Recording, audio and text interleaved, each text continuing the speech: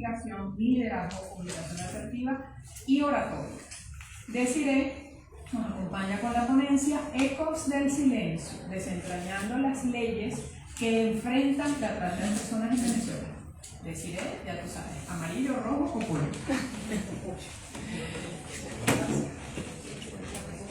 Yo tengo una duda. Amarillo, ¿cuántos minutos quedan? 5 minutos. Quedan 5. Rojo, 1 minuto y el pollo es ya. A ver, esperemos que no me haga falta.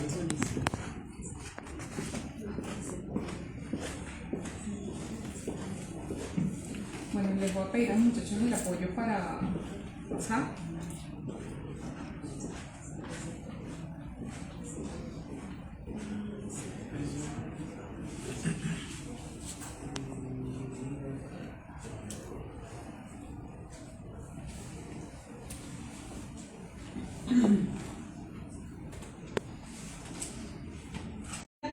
Al fraude, al engaño, al abuso de poder o a una situación de vulnerabilidad o a la concesión o recepción de pagos o beneficios. ¿Para qué? Para obtener el consentimiento de una persona. Es decir, señala ya la Convención, y de eso partimos, que ese consentimiento viene viciado. Entonces hay una independencia entre la fuente del consentimiento y el consentimiento mismo, que al final no se va a considerar tal, pero que además debe ir orientado a un fin específico, que es la explotación.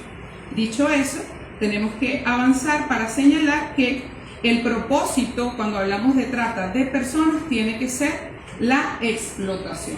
Esta explotación, a su vez, se verifica de distintas maneras.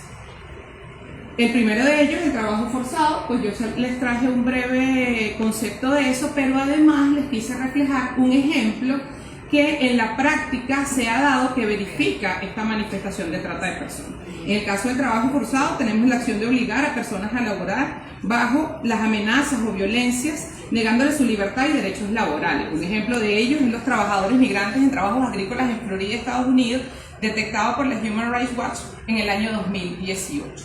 Tenemos igualmente la esclavitud, que es la forma más extrema de explotación, donde las personas son tratadas como propiedad sin derechos ni libertades. Ejemplo de ello es la industria de explotación sexual de niñas y mujeres normalizada en Tailandia, que se detectó en el año 2019 y fue denunciada por la Oficina de las Naciones Unidas contra la Droga y el Delito. Tenemos igualmente la servidumbre, que es la situación en la que las personas están obligadas a trabajar para otras sin remuneración, a menudo bajo condiciones abusivas. Podemos evidenciar en las trabajadoras residenciales de Filipinas, que fueron retenidas sin documentación y sin posibilidad de escapar, que denunció en el año 2020 Amnistía Internacional. Avanzamos al reclutamiento de niños, que es el proceso por el cual menores son captados, engañados, forzados o coaccionados para convertirlos en soldados en situación de extrema violencia.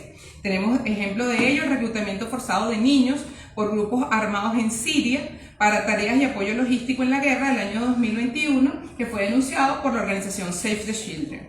Tenemos la mendicidad forzada, acto en el que las personas, a menudo niños, no es exclusivo, solo que es lo más común, son obligados a pedir limosna, privándolos de su dignidad y libertad. Eso lo podemos ver en las redes criminales de la India, que explotan niños para mendigar, despojándolos de cualquier ingreso generado y en condiciones de abuso. Esto también fue detectado por la Organización de Defensa de Derechos Humanos, Anti-Slavery International, en el año 2022, y es importante en este punto destacar que la mendicidad forzada no solamente se refiere al requerimiento en directo por parte de esa persona, sino también la exposición que afecta su dignidad cuando tiene algún tipo de patología o capacidad limitada. Tenemos igualmente el casamiento forzado, que es una práctica que niega a las personas su derecho a elegir su pareja, a menudo en contra de su voluntad. Es decir, que no solamente se da habiendo aceptado esto, sino también cuando ese consentimiento pues no se ha verificado. En ambos se entiende como viciado. El ejemplo de ellos son las niñas afganas, que son forzadas a contraer matrimonio. Fue denunciado en el año 2020 por Human Rights Watch. Avanzamos entonces en este sentido. En lo que yo les comentaba tiene que ver con el consentimiento. ¿Y por qué es importante manejarlo en el caso de la trata de personas? Bueno, porque como ya algunas de las compañeras que me han precedido han señalado, el asunto de la trata de personas muchas veces se ve afectado cuando no se interioriza que el consentimiento que manifiesta esa persona que es objeto de trata no es un consentimiento legítimo.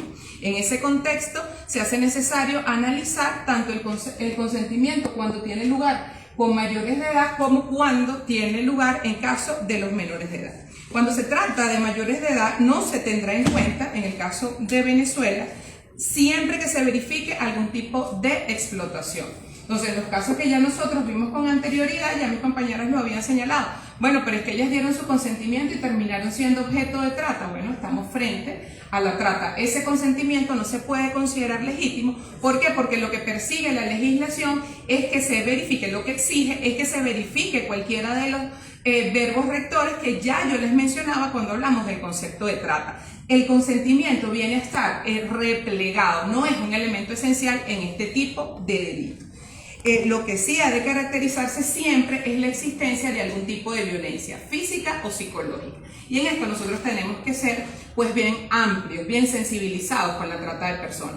Porque muchas veces se entiende de que si no hay un contacto de forma física, ello de alguna manera implica que hubo ese consentimiento. Dice, bueno, pero es que ella estaba consciente o él estaba consciente de lo que estaba haciendo. No, la trata implica un consentimiento viciado que puede ser incluso imperceptible porque se da por la vía de la manipulación. Vemos, yo les traje pues referencialmente las redes sociales porque a partir de las tipologías de la actualidad son una de las herramientas más eficaces para lograr ese proceso de manipulación en cuanto al consentimiento. ¿De qué manera? Vendiendo una imagen distorsionada de lo que es la libertad y hacia dónde debe ir la felicidad, orientada en la mayoría de los casos a la mayor obtención de beneficios o facilidades. En el caso de los menores de edad, esto cobra una importancia adicional y en nuestro caso, pues la situación es distinta, pues siempre se va a presumir la falta de capacidad para otorgar ese consentimiento.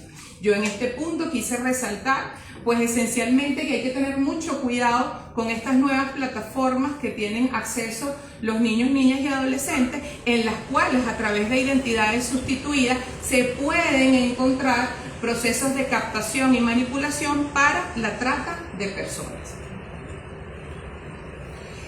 ¿Cuál es el régimen jurídico entonces de la trata de personas en Venezuela? Bueno, tenemos esencialmente 3 regulaciones. El primero de ellos es lo que tiene que ver con la Ley Orgánica contra la Delincuencia Organizada y Financiamiento al Terrorismo, promulgada en el año 2012, y que aborda en su artículo 41 el delito de la trata de personas. ¿Qué es lo primero que hay que distinguir acá? Que tiene que haber sido cometido por un grupo estructurado o delincuencia organizada. ¿Por qué es importante tomar en consideración esto? Porque la ley exige entonces un sujeto activo calificado. No puede ser cometido por cualquiera cuando hablamos de trata de personas de la ley de delincuencia organizada. No obstante, siendo que esta puede ser una debilidad, porque al investigar, al tratar de identificar por procesos judiciales a un grupo estructurado con todo el poder que estos pueden tener, económico, político, estructural, que afecta su identificación, pues se puede generar impunidad. Entonces, ¿qué hace la legislación? Incorpora algunos de los elementos delictivos que son más comunes en este sentido, que son la inmigración ilícita y el tráfico ilegal de personas y el tráfico ilegal de órganos. ¿Cuándo van a tener lugar? Cuando no se haya podido acreditar la trata de personas. Son delitos que operan de forma residual para evitar la impunidad en ese tipo de situaciones. Tenemos también lo que es la Ley Orgánica sobre el Derecho de las Mujeres a una Vida Libre de Violencia, entendiendo que la trata de personas debía contener también un enfoque de género. En este sentido, la contempla especialmente en el artículo 56, trata de mujeres, niñas y adolescentes, pero del mismo modo señala otros elementos vinculados a la trata, aun cuando no se acredite, pues digamos, todos y cada uno de los verbos rectores. Importante en este punto que la ley de género no exige que se haya acreditado la existencia de un grupo estructurado, no, pero sí se deben verificar los verbos rectores. Como eso igualmente puede ser difícil de acreditar por la vía de la investigación y atendiendo al enfoque de género, pues protege de forma específica, tomando en consideración lo que les manifestaba sobre el consentimiento, pues lo que es la prostitución forzada, la esclavitud sexual y el tráfico ilícito de mujeres y niñas. Finalmente tenemos la Ley Orgánica para la Protección de Niños, Niñas y Adolescentes, que es el único cuerpo normativo, digamos, de protección a personas que se consideran especialmente vulnerables, que no contempla el delito de trata de personas. Sin embargo, en mi criterio es el más completo de ellos. Y la razón es, en primer lugar, que no exige que sea cometido por un grupo estructurado, y en segundo lugar, porque disgrega distintas características que se identifican con los verbos rectores. Entonces tenemos que señala el trabajo forzoso, la admisión de lucro por trabajo de niños, niñas y adolescentes, la explotación sexual, la inclusión de niños, niñas y adolescentes en grupos criminales, el tráfico de niños, niñas y adolescentes y el lucro por entrega de niños, niñas y adolescentes. Si ustedes traspolan estos tipos penales a lo que son las manifestaciones de explotación, vamos a ver que se corresponden prácticamente de manera exacta. ¿Cuáles son las recomendaciones entonces para mejorar desde una perspectiva legislativa en la actualidad? Lo primero de ello es tratar de mantener una regulación única del delito. Yo no me atrevo a señalar si debería ser en uno u otro de los cuerpos normativos que nosotros hemos especificado o mencionado el día de hoy, pero sí es importante que exista una estructura que no solo sensibilice la realidad, sino que atienda a que ella no solo es materia de mujeres, sino de todas las personas. Especialmente en el caso de los jóvenes, es una actividad que debe ser tomada en consideración. En segundo lugar, lo que es la capacitación constante y sensibilización. Procesos como esta, actividades como estos son los que van a permitir un enfoque integral de lo que se está haciendo. Va a permitir que podamos detectar hacia dónde queremos ir y sobre todo no revictimizar. El consentimiento, insisto, es un elemento que sigue siendo tabú en lo que tiene que ver con la trata de personas, así como el desconocimiento en las formas de captación. Tenemos finalmente la colaboración interinstitucional y el compromiso ético. Soy fiel creyente de que la mejor manera de erradicar una forma delictiva es a partir de la prevención. Y esa prevención se logra desde la educación. Si nosotros mantenemos un compromiso ético en el que podamos rescatar los valores asociados a esos elementos que están comprobados, dan lugar o ayudan a que se dé la trata de personas, pues va a ser mucho más sencillo llegar a su erradicación y no verlo solo como una utopía. Cierro con una frase del Papa Francisco en la que señaló que la trata de personas es una llaga en el cuerpo de la humanidad contemporánea, una herida profunda infligida por la ambición económica y la sed de poder sin escrúpulos. La invitación a partir de estas actividades y para cada uno de nosotros es formar parte del remedio. Muchísimas gracias.